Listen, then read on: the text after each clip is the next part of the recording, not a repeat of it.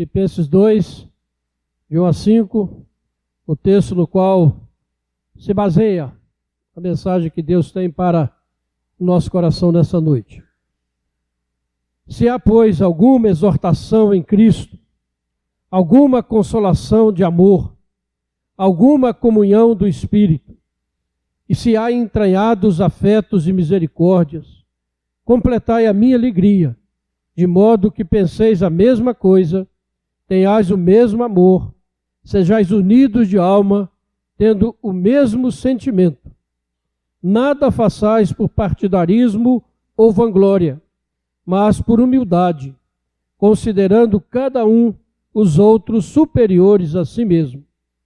Não tenha cada um em vista o que é propriamente seu, senão também cada qual o que é dos outros.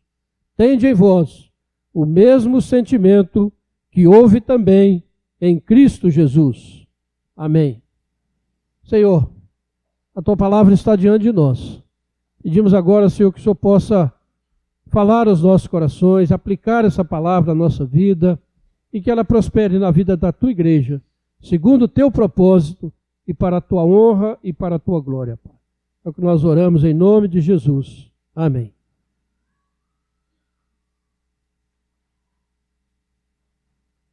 No mês de agosto, nós tratamos do tema do cuidado com a igreja.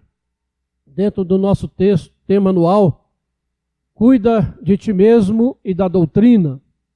Falamos sobre a igreja e quando eu estive pregando, falei sobre o perigo de sermos enganados pelos falsos profetas, pois falamos também do perigo de nós sermos os próprios enganadores, quando nós prestamos a Deus um culto mentiroso.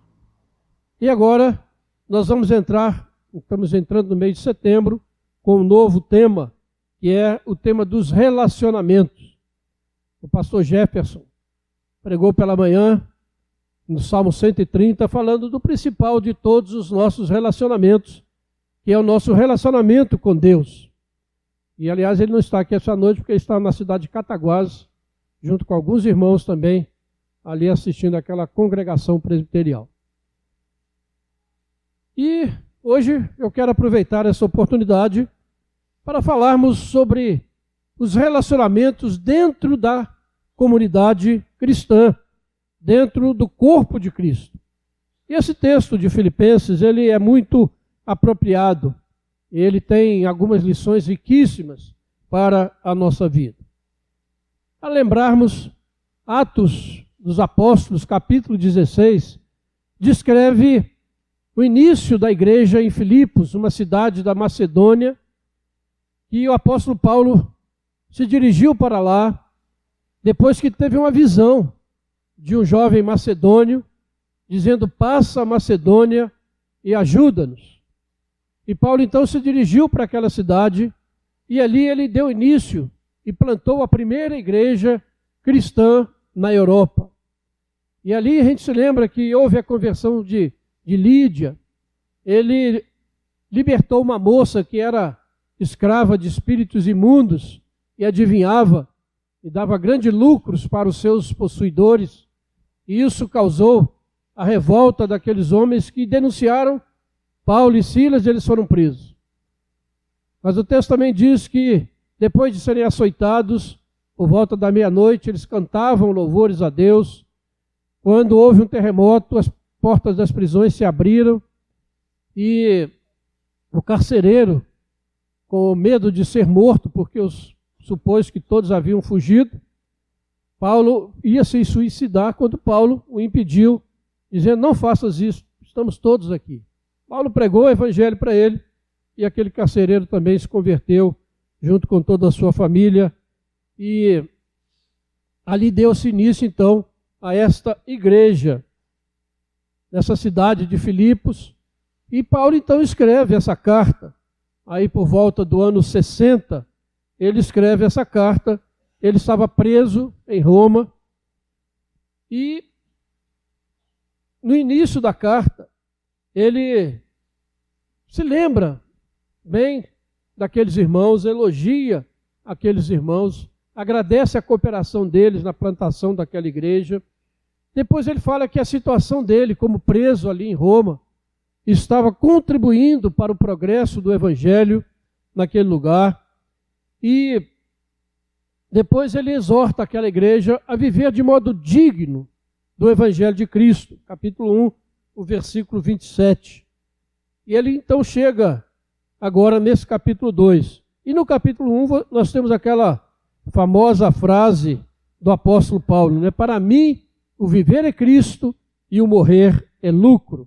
Capítulo 1, versículo 21, ele diz essa palavra forte, que de fato deve ser um exemplo para todos nós. E o objetivo então de Paulo ao escrever essa carta é alertar a igreja de Filipos sobre certos erros, certos enganos, que na aparência talvez não sejam tão importantes, mas que, se não forem tratados, eles podem trazer grandes problemas para a igreja do Senhor Jesus. E o principal problema era o problema de relacionamento entre eles que estava surgindo dentro daquela igreja. Se você ver aí no capítulo 4, versículo 2, ele diz o seguinte: rogo a Evódia e rogo a Síntique, que pensem concordemente no Senhor. A ti, fiel companheiro de julgo, também peço que as auxilies, porque juntas se esforçaram comigo no Evangelho. Então ele cita essas duas irmãs que estavam tendo alguma desavença entre elas, e isso estava contagiando a igreja. É sempre assim, né? Quando há partidos dentro de uma igreja, divisões, isso vai minando a confiança, surge uma palavra daqui, outra palavra dali, um vai para um lado, outro vai para o outro, e começa a semear uma discórdia. E Paulo sabia que isso seria terrível para aquela igreja, seria um problema muito sério. Aquelas irmãs haviam trabalhado juntas pelo evangelho, a plantação daquela igreja, agora elas estavam se afastando uma da outra e causando algumas dificuldades. Esse, de fato, é um problema antigo que a igreja enfrenta em todos os tempos. Desde que aqueles discípulos um dia começaram a discutir entre eles quem seria o maior deles. E o Senhor Jesus então os repreende por causa disso. Então, é um problema que faz parte da natureza humana. O orgulho, a vaidade, o desejo de ser reconhecido, o desejo de querer vencer uma disputa com alguém. E isso vai contaminando a igreja. Então esse pecado antigo, ele é difícil de ser reconhecido pela própria pessoa. A pessoa acha que sempre o outro é que está errado. O problema não é ele, é o outro que fez alguma coisa, que disse alguma coisa, que olhou de um jeito. Então, é muito difícil, por causa do nosso orgulho, da nossa vaidade, nós reconhecermos que estamos errados, que precisamos reconhecer o nosso erro. E esse capítulo 2 de Filipenses, ele traz algumas exortações do apóstolo Paulo, que são importantes para nós hoje aqui, em pleno século XXI, na primeira igreja presbiteriana de Juiz de Fora, porque trata desses relacionamentos que devem existir entre nós como povo de Deus, como pessoas lavadas e remidas no sangue de Jesus. E, irmãos, eu fico impressionado quando leio esse texto, porque, preste bem atenção, né? Isso é um assunto tão importante para a vida e a saúde da igreja e para a prosperidade do evangelho, que o padrão que Paulo coloca aqui é o padrão mais alto que pode existir. Ele diz: tende em vós o mesmo sentimento que houve em Cristo Jesus. Ele nem se coloca como padrão, ele coloca Jesus como padrão. E é muito alto, e realmente nenhum de nós vai conseguir atingi-lo por si mesmo, se não for a graça de Deus, se não for a misericórdia de Deus, se não for o amor de Deus agindo em nós. Então isso causa temor e tremor no nosso coração, nos deixa admirados com esse padrão que Paulo coloca para os cristãos. O padrão do cristianismo é alto. Compare o cristianismo e as suas demandas éticas, morais, você vai ver como ele está superior e é superior às demais religiões que existem nesse mundo. Então, Paulo aqui, ele vai tratar principalmente da autonegação. O exemplo de Cristo, que se humilhou, se esvaziou de si mesmo, assumindo a forma de servo. Então, Paulo trata disso aqui, e ele inicia esse capítulo 2, dizendo, olha, vocês não podem dizer que isso é impossível de ser atingido. E isso que está sendo requerido está além da força de vocês, porque o poder de Cristo está em vocês, porque vocês estão em Cristo. A primeira frase que ele disse é, pois alguma exortação de amor. Ele está dizendo exortação em Cristo. Ele está dizendo, olha, vocês têm o suporte de Cristo. Vocês são novas criaturas. Vocês não podem agir como velhas criaturas, mas pelo contrário. E ninguém pode dizer, isso é impossível para mim, como é que eu vou fazer isso? Como é que eu vou me relacionar bem com todo mundo? Mas ele está dizendo, olha, você tem o suporte de Cristo.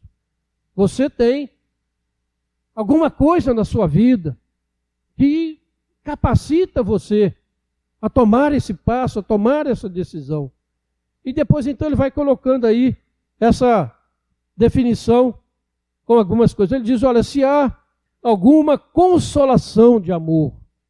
Ele diz, olha, se você tem algum senso do amor de Cristo por você, você pode também amar o seu irmão. Se é que você tem, e você tem, ele está fazendo uma afirmação, há uma consolação de amor entre o povo de Deus. Depois ele diz, olha, se há alguma comunhão do Espírito, se você tem o poder do Espírito Santo habitando na sua vida, esse Espírito que o Senhor concede a todos os que o amam, você pode realmente andar em comunhão com o seu irmão, com a sua irmã. Ou seja, muito difícil a gente ter alguma desculpa. Depois ele diz, olha, se há alguma afeição e simpatia, olha, se você conhece o amor e a misericórdia de Cristo em sua vida, então se essas coisas estão presentes em você, e você muitas vezes diz que estão, porque você é um cristão, então é possível vivermos em harmonia, é possível suplantarmos as diferenças, é possível perdoarmos uns aos outros, é possível vivermos em comunhão como a igreja do Senhor. Então nós não temos desculpas para nos afastarmos, para provocarmos alguma divisão na igreja. E como eu disse, aparentemente isso é uma coisa tão pequena que às vezes a gente passa por cima, mas devemos trabalhar para que isso não prospere na vida da alegria. Então Paulo está dizendo, olha, todas essas graças foram concedidas àqueles que têm esse suporte de Cristo, a esses que estão em Cristo Jesus. Todos nós crentes temos, em alguma medida, todas essas graças atuando na nossa vida. Por isso, não temos desculpa para as divisões que possam acontecer. Então Paulo diz, olha, já que vocês estão assim, já que vocês estão vivendo dessa maneira, completem a minha alegria. Paulo se alegrava com aquela igreja em Filipos, se regozijava pelo progresso deles, mas ele também sabia do perigo que havia se esses relacionamentos não fossem corrigidos e se eles não se relacionassem bem uns com os outros. Como essa igreja de Filipos poderia completar a felicidade do apóstolo Paulo? E nós podemos perguntar como nós podemos completar a alegria do Senhor Jesus, como o seu corpo, como a sua igreja neste lugar. Como nós podemos fazer para que essa alegria do Senhor seja cada dia maior em relação a nós? Então ele vai colocando aí, olha, vocês vão completar essa alegria se vocês pensarem do mesmo modo, como se fossem uma somente, como se vocês tivessem um só pensamento, um só objetivo. E desse modo, realmente, poderíamos vencer as dificuldades nos nossos relacionamentos. Poderíamos trabalhar em harmonia, já que nós possuímos a mente de Cristo. E a mente de Cristo não é dividida. A mente de Cristo é a mente que todos os cristãos têm. Uma mente transformada realmente pelo amor de Deus. E o que unifica a nossa mente, os nossos objetivos, é de fato o conhecimento da doutrina bíblica, da verdade bíblica. Por isso, temos que estudar a palavra. Por isso a importância da escola dominical, porque é nela que vai se formando em nós o caráter de Cristo. Cada vez que nós estudamos, o Senhor vai moldando em nós o seu caráter, a sua vontade, a sua alegria. Mas uma segunda coisa que Paulo coloca aqui é que nós devemos ter o mesmo amor que Cristo tem pela sua igreja, como se nós fôssemos uma só alma. Tenhais o mesmo amor, penseis a mesma coisa, sejais unidos de alma. Ter o mesmo amor, irmãos, ter o mesmo entusiasmo, o mesmo propósito de glorificar o nome de Jesus, lutando juntos pelo progresso do reino. É o exemplo de Jesus, que por amor a nós, que por amor aos eleitos de Deus, que por amor à igreja do Senhor, ele saiu da sua glória, se esvaziou a si mesmo, assumiu a forma de servo, tornando-se em semelhança de homens, e reconhecido em figura humana, a si mesmo se humilhou. Qual é o nosso amor pela igreja? O que é que nós queremos ver a igreja do Senhor conquistando? Será que nós amamos de fato o corpo de Cristo? Jesus amou esse corpo ao ponto de dar a sua vida por ele. E nós, como membros deste corpo, o que é que nós temos feito para amar, para nos unir, para estarmos juntos num só propósito, para que o nome de Deus seja glorificado, para que o evangelho do Senhor alcance aqueles que ainda não conhecem o Senhor? Esse é o padrão, irmãos, que nós devemos buscar se nós de fato amamos o Senhor Jesus. E depois ele diz: tende o mesmo sentimento que houve em Cristo Jesus. Aqui a coisa aperta, né?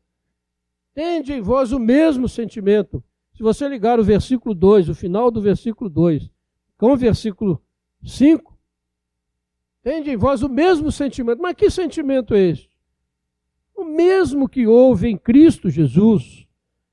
Isso quer dizer que devemos ter o mesmo pensamento, as mesmas atitudes, a mesma disposição que houve em Cristo Jesus, que não julgou como usurpação. Ele poderia dizer: olha, eu sou Deus e não vou sair daqui. Eu sou Deus e não vou fazer nada para salvar aquele povo. Mas pelo contrário, ele se humilhou, ele se fez servo, ele foi obediente. Esse é o sentimento, essa é a maneira de ser que havia em Jesus Cristo. E que precisamos buscar isso em nós. E não achar: não, eu fui ofendido, falou isso ou deixou de falar, fez aquilo, não fez. Jesus tinha muitos motivos para não vir. Esse povo pecou, rejeitou a Deus, não quer saber de nada. Para que eu vou lá? Ainda me humilhar? Mas Jesus fez isso por amor de nós. É a autonegação que a Bíblia exige, que o povo de Deus, que o Senhor exige de nós. Que nós realmente possamos ter esse mesmo sentimento, essa mesma atitude, essa mesma maneira de pensar que houve em Cristo Jesus. E essa descrição, irmão, de Jesus está muito além do que nós poderíamos imaginar, né? Um incrédulo jamais vai entender isso aqui, né? Um Deus que sai da sua glória que se torna um de nós, vem habitar entre nós, se humilha, vai morrer numa cruz. Mas para nós que somos salvos, isso é o poder de Deus, é o poder do Evangelho, é o poder que nos transforma, que faz de nós novas criaturas e que nos torna um em Cristo Jesus. É esse poder que nos alcançou, esse poder que nos transformou. E por isso nós podemos caminhar juntos. Podemos pensar concordemente, como ele diz sobre Evódia e Síntia. Podemos ter o mesmo sentimento, o mesmo objetivo, a mesma alegria no Senhor. Então, irmãos, nós vemos nessas palavras do apóstolo Paulo, os primeiros esforços para definir alguma coisa que é essencial na fé cristã. A fé cristã, nós temos irmãos de diversos tipos, né? Nenhum de nós é igual ao outro. E uma igreja, um determinado grupo enfatiza mais uma questão doutrinária, o outro nem tanto. Um enfatiza mais costumes, outro nem tanto. Um enfatiza mais um culto mais formal, o outro um culto mais alegre. Então isso, às vezes, acontece no meio do povo de Deus. Mas isso não nos separa ou não nos faz ser menos cristãos. Mas o que nos une, irmãos, e alguém disse que o cristianismo é uma condição da mente. É uma condição da mente, daquilo que nós pensamos, da mente de Cristo que foi formada em nós. Ou seja, não é que eu vou sentir antes, não, eu vou fazer porque a palavra de Deus diz, a minha mente, ela está trabalhada pelo Espírito, habitada pelo Espírito. E por isso, isso deve mover a minha vida no sentido de consertar os meus relacionamentos, principalmente dentro do corpo de Cristo. E nós procurarmos conviver uns com os outros, buscando o mesmo objetivo, tendo o mesmo amor, sentindo a mesma coisa, unidos de alma. É isso que nos faz um. É isso que diferencia uma igreja de um clube, de um aglomerado de gente, de um partido político ou qualquer coisa assim. Mas essa atitude de vida, nós precisamos ter a mesma. O mesmo desejo de conhecer a Deus, o mesmo desejo de glorificar a Deus na nossa vida, no nosso corpo, nas nossas atitudes. No meio de todas as diferenças possíveis entre nós, nós precisamos entender que somos unidos pela mesma fé. Cristo nos amou igualmente, apesar das nossas diferenças. Fomos amados por Deus. Fomos amados com todas as nossas problemas, com o nosso pecado. E nós não somos, nenhum de nós é melhor do que o outro. Nenhum de nós é melhor do que o outro. Precisamos ter essa condição da nossa mente que nos faz, então, agir desta maneira. Então, irmãos, essa unidade está na nossa mente, na disposição interna, que deve haver em todos os nossos corações, como uma marca essencial da nossa fé.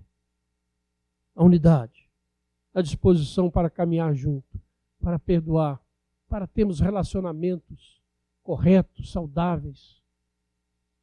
E se nós fizermos assim, irmãos, é claro, como eu já disse, não por nós mesmos, mas pelo poder de Jesus, então vai acontecer aquilo que o apóstolo diz no versículo 3.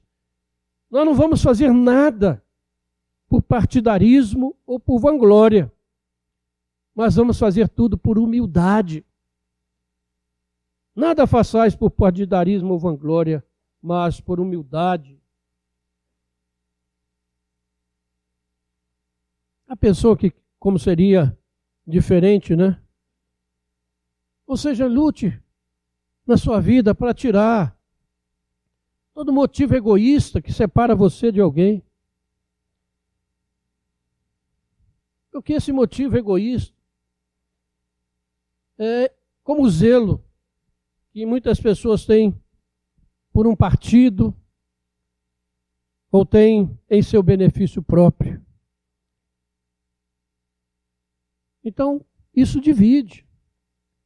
Né? Você se junta a um partido, seja ele de que natureza for, se você se junta a um grupo, seja ele qual for, você está fazendo isso por interesse, por egoísmo, porque aquilo ali pensa igual você, te apoia, mas às vezes está te conduzindo por um caminho errado. Mas nós precisamos, irmãos, lutar para que isso não aconteça no meio do povo de Deus. A atitude correta de um cristão sempre é a humildade. Cristo se humilhou. Cristo se esvaziou. Ser humilde. E o que é ser humilde, né? E é interessante que na cultura grega, quando Paulo escreveu essa carta, não existia uma palavra para humildade. E nem isso era valorizado dentro daquela cultura, como é na nossa sociedade hoje. Né? Se você for humilde, você vai ser zombado, desprezado. Né? Vão achar que você é fraco. Muita gente confunde humildade com fraqueza. São coisas diferentes. Mas não tinha, né, na língua grega, uma palavra para representar essa humildade. Paulo teve que cunhar uma palavra, falando sobre considerar os outros como superiores a si mesmo. Aí no texto. Por humildade, considerando cada um os outros superiores a si mesmo. Isso era um conceito totalmente desprezado na cultura grega. Você já pensou se isso fosse colocado na nossa sociedade? Não, eu sou maior, eu quero ser destacado, eu quero chegar lá em cima, eu sou bom, todo mundo tem que se submeter a mim. Mas que pensamento mais errado. Porque a soberba precede a queda, diz a palavra. E nós temos inúmeros casos, né, de tantas pessoas soberbas que hoje já não são mais nada, porque caíram de onde estavam, ou pensavam que estavam, né? Então, irmãos, esse é o padrão bíblico. Considerar os outros superiores a si mesmo. Já pensou isso na igreja? Eu considero o Marcelo superior a mim, ele considera o Antônio Fortunato, o Fábio, Miranda, o Eduardo, o Rômulo, considero o Abraão superior, eu me considero superior. Então, quer dizer, todos nós estamos no mesmo patamar.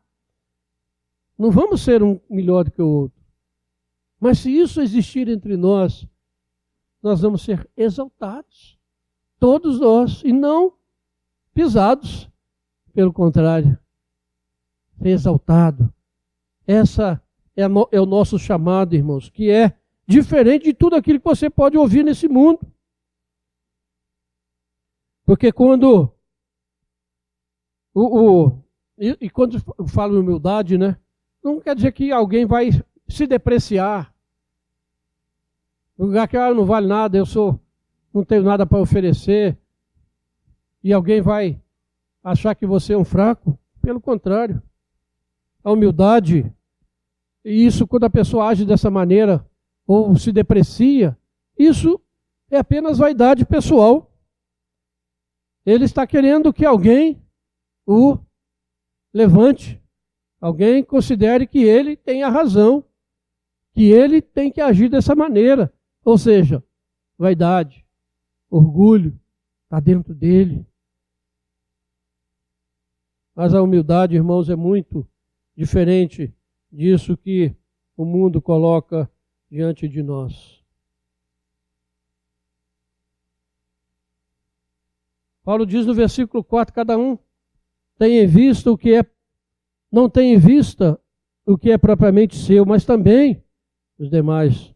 Ou seja, considere os interesses do outro como se fosse o seu interesse. Seja humilde em todas as coisas.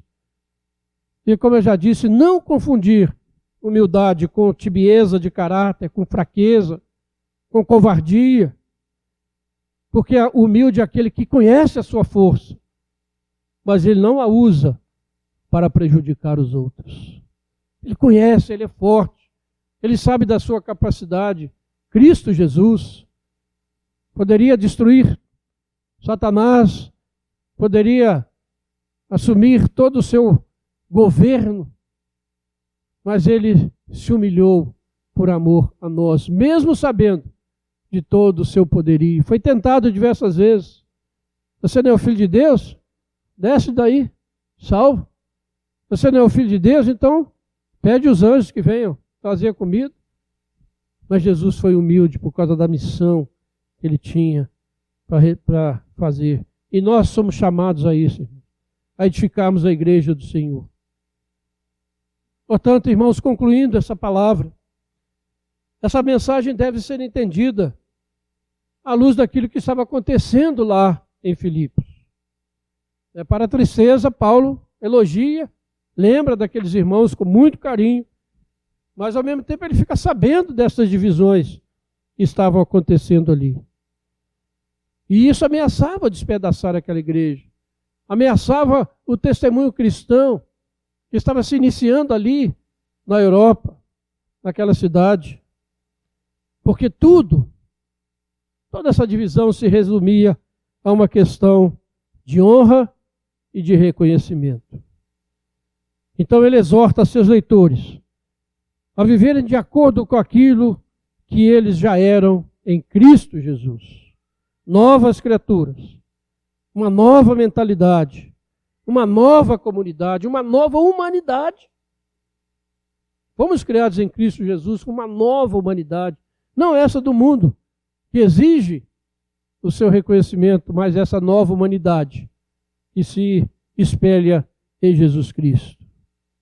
Eles deveriam então mostrar essa característica essencial do cristianismo, que é essa prontidão pela autonegação a favor do corpo, a favor da igreja do Senhor.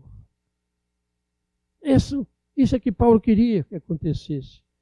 E ele então, nesses versículos seguintes aí, quando ele descreve a humilhação de Cristo, e que fez isso por amor à igreja, ele não precisava fazer, mas ele fez em obediência ao Pai. Deus não foi indiferente a essa atitude de Jesus, porque ao mesmo tempo que ele se humilhou, tornando-se obediente até a morte de cruz, diz que também Deus o exaltou sobremaneira, e lhe deu o nome que está acima de todo nome. Quando nós agimos dessa maneira, irmãos, sendo humildes, considerando os outros superiores a nós mesmos, trabalhando pela unidade do corpo de Cristo, o Senhor vai nos honrar. Vai honrar aqueles que assim agem. Ah, mas se eu fizer isso, o que eles vão pensar de mim? Importa o que Deus vai pensar de você. Importa o que Deus vai fazer na sua vida. E não aquilo que as pessoas pensam. Ah, eles vão pensar que eu sou fraco. Não. Nenhum de nós é forte. Forte é só o Senhor Jesus. Nós somos todos fracos, pecadores. Todos devedores da graça de Deus. Não há nenhum melhor do que o outro.